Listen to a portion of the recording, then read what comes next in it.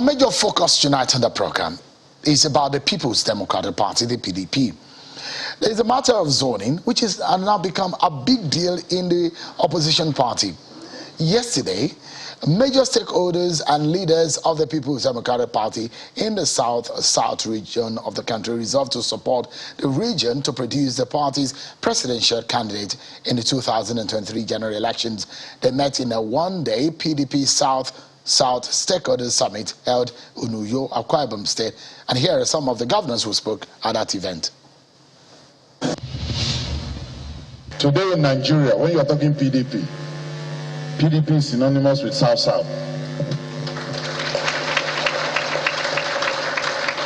We've been the pillar holding this party in storm and in good times.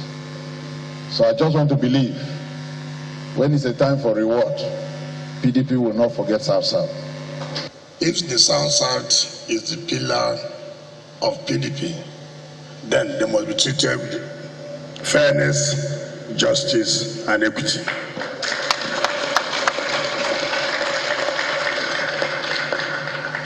It is not only when it comes to work. It is not only when it comes to give vote. We would all remember that South-South is the pillar. When it also comes in terms of sharing, they should remember that this is the pillar of the party.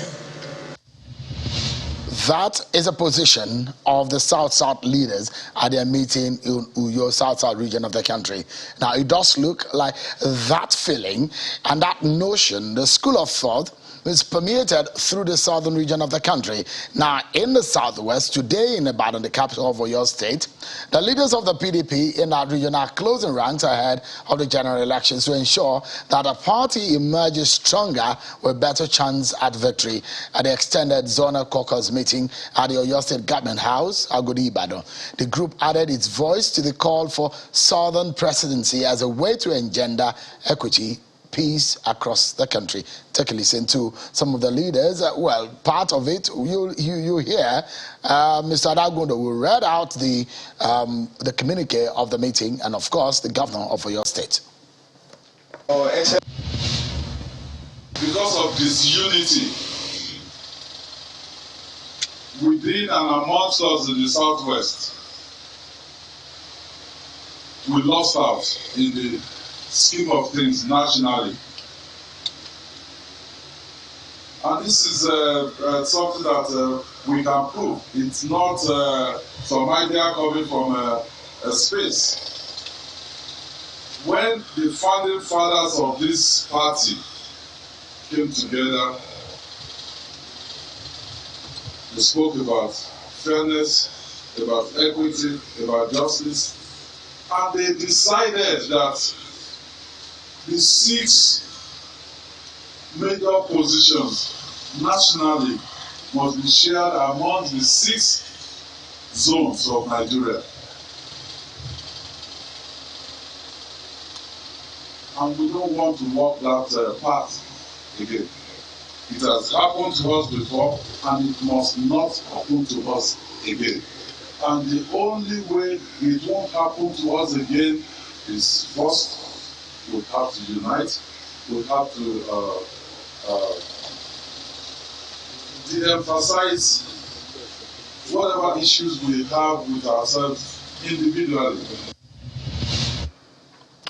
Well, it appears some leaders of the PDP may have different views to the zoning arrangement. Well, let me allow you to listen to the governor of Sokoto State, Aminu Tambuwal, on this matter. Take a listen to him.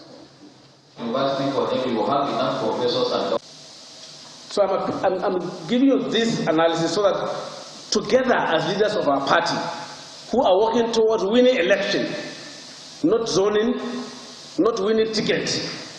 Yes, you can share ticket because you can tear it and everybody will take his piece and go to his zone. But you must plan to win election.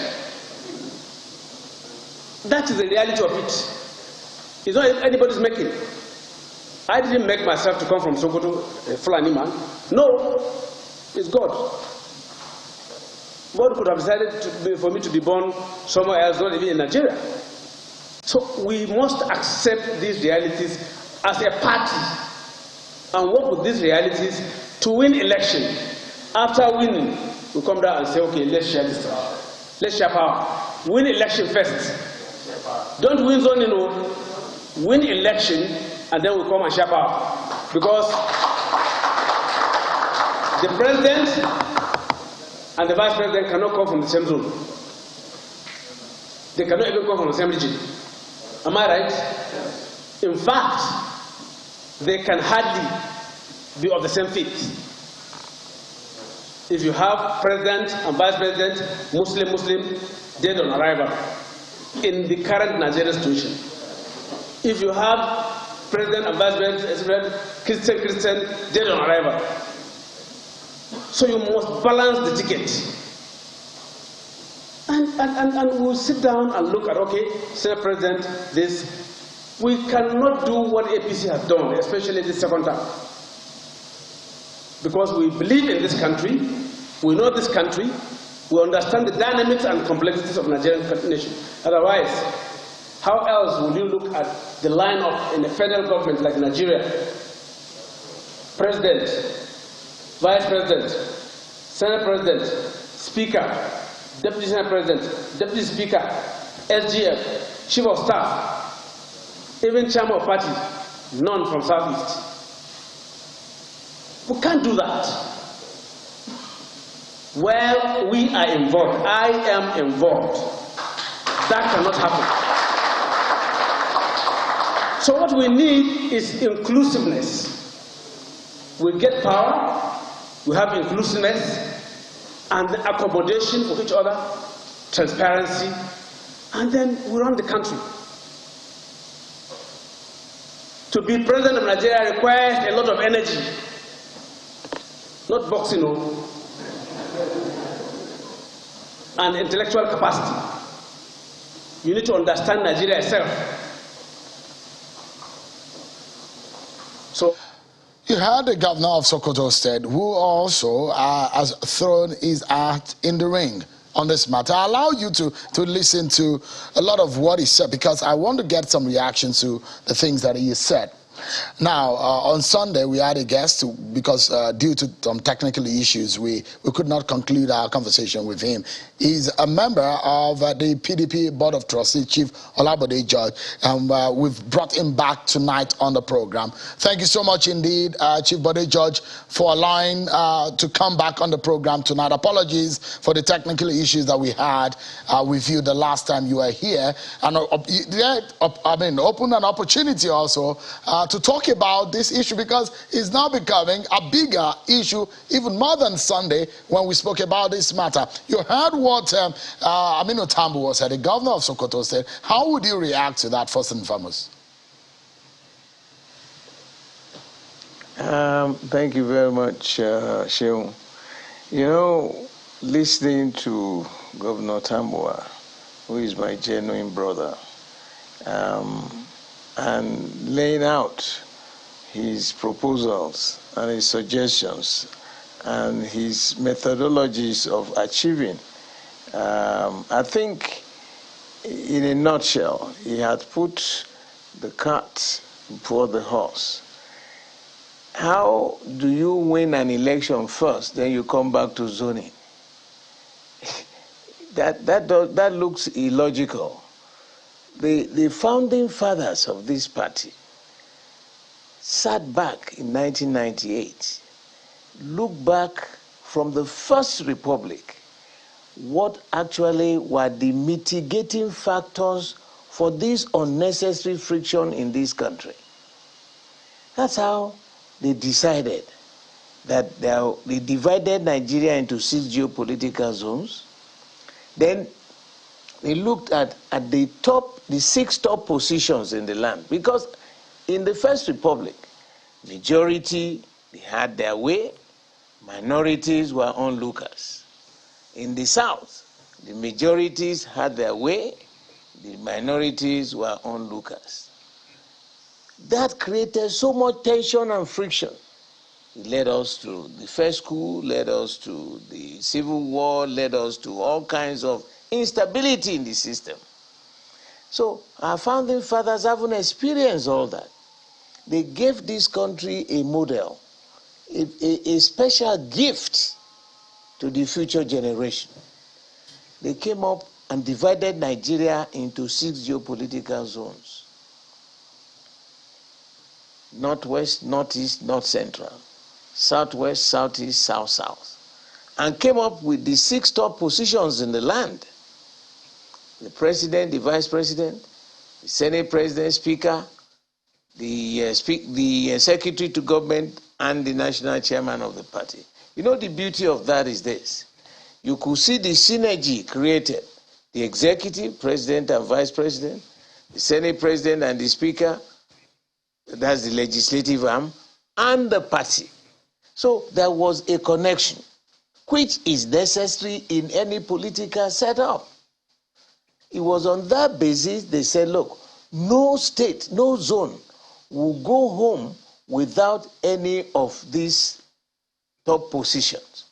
That guaranteed the oneness, the unity, the involvement of every part of Nigeria. You know, if you now say, yes, let's go to an election, and after that, let the best man come, and after that, we can share it on zonal basis, that's illogical. You see, in South Africa, individuals don't contest. It is the party that is put forward. In South Africa, because of the experience they had during the dark old days, if there is an election in South Africa, like we have all these political parties here, they will put up the parties. People will vote for the parties. And after the elections, they will count the results. Party A will have this, Party B will have that. If it is in the presidential, then they'll ask Party A. Chief Judge, if I may quickly cut in. So it because, is not like we are doing here. I'm going to make reference to the incidents of, the event of yesterday and that of today. Incidentally, these are coming from the southern region of the country. The South had their event yesterday in Uyo. The Southwest, I mean, you were there at that meeting in Ibadan. So, and it does look to me that the southern region of the country in the party are not shifting grounds. They want the presidential candidate at all costs. And it does go with what the southern governors said last year when they met in Lagos and said, look, the candidate of the parties should be from the south. But some northern leaders have said you cannot hoodwink or you cannot force the north to agree with you. You have to persuade. We have to be on the same table. How are the southern leaders, especially one that you are a chief, talking to the northern leaders in making them see reason why the slot should go to the south? You know, that is why, Sheung, this is why I told you that I went historical to tell you and inform you how this came about and what was the major urgency for doing it, to remove the vagaries of the uncertainties, the tribalism. Even if you remember, in those good old days, the First Republic, we had all political parties were completely tribal in outlook. But what we are saying now is simple. The constitution of our party, Section 3, page 5, subsection 3D, states unequivocally that one of the tenets of the constitution of our party, the adherence in our constitution, is that zoning and rotation must be the spinal cord of our party. And you know what that means politically. If your spinal cord in the human body is cut, you are either paralyzed or you are dead. So people who are now saying, no, don't let us do that. Let us try, first of all, anybody can contest from anywhere. You are kicking the can down the road and it will be So, absolutely compulsory. Apologies again for cutting Let in. us call what then a spade a happens spade. if the slot, the presidential candidate, is not zoned to the south? No, you know, this is why there is a committee that is being set up by the party. Every state will be represented. There will be very robust discussions on the need, the reason for either zoning it into A or to zone it to the south. And the beauty of it is this: there will be no election. On moral suasion purposes, we will convince ourselves. We will bring out the best of academic discussions, robust discussions, analysis, data, why it should be to the south. And the important thing there is that people are saying the party should be quiet on it. You remember when APC came in 2015, they said, we don't believe in zoning. Today, they have found that it is so cardinal, so important for this nation, because we are still building up this democratic dispensation. We take one step ahead, so many steps behind. It's not working. Let us bring ourselves to that point of that sense of belonging, that sense of wanting to be part of this massive nation. But so, if you don't do that, again, and you now want to remove the goalpost halfway through the match, you are going to fail. The Southwest also let me take you to a very absolutely strong point of your very strong area, which is engineering. Yeah. You had your background in engineering, and part of that is you do a lot of mathematics, a lot of permutations, a lot of strategy. And as a retired military officer, you understand strategy so much. So now, there are those of the school of thought, like Governor Tambuwal, who believe that you need to win an election first. When you're going to the house of a strong man, you need to understand that how to arrest him first before plundering his house. Now, the question is, the APC had given your party bloody nose twice consecutively. 2015, you were beaten. 2019, the PDP was beaten by the APC. And those who believe that, look, the APC has about 20 governors and control about 20 states in the federation and hold power and the center. How can your party be able to defeat the APC if you do not put forward a very strong candidate, not minding where that person comes from in the first place? You see, okay. Now, let me be very clear. As a strategist, are you telling me that all the four corners of this country cannot produce men of high pitch quality in character, in education, in performance? There's no part of this nation that will not be able to present such characters. You see, when you start thinking you should only be here, leave it open, you can't do that now, because Nigeria, we are still building up. And you know, you spoke about mathematics. The political equation, what I reduced the whole discussion of our founding fathers to, was a simple straight line equation, y equals mx plus c. Those founding fathers never thought that there will be an occasion that another political party will present a president. Now it has happened. So if we go back to our political equation, y equals mx plus c, there is a new parameter that has been added. And that parameter, our brothers are saying, forget about it, it doesn't belong to our party. He cannot work. President Buhari, is he from Umuahia or is he from Ibadan? No. We must weave it into the consideration. And I am happy because our party has set up a committee. The best of hands, the best of minds will meet. We will debate, we will discuss, and we can resolve this amicably. It's a family meeting. It is not yet a Berlin Wall. that, you know, you are down on your trenches here, and I'm down on my trenches, and we can't crisscross. No. It will also Chief, affect we need to, the future perception we're down of to this the very country. last So we got to be very, very careful. But before I careful. allow you to go, because I know you have to make a trip, but you just have to create time for this interview.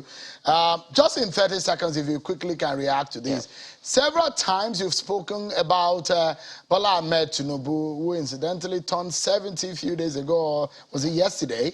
And you said sometimes that you will go to Togo, the other time you said you will go to Ghana if he becomes president of Nigeria. The question is, what personal thing do you have against Bola Tinubu that you so much speak about his ambition of wanting to become president of Nigeria? If you can tackle that for me in 30 seconds before our break, I'll be very glad.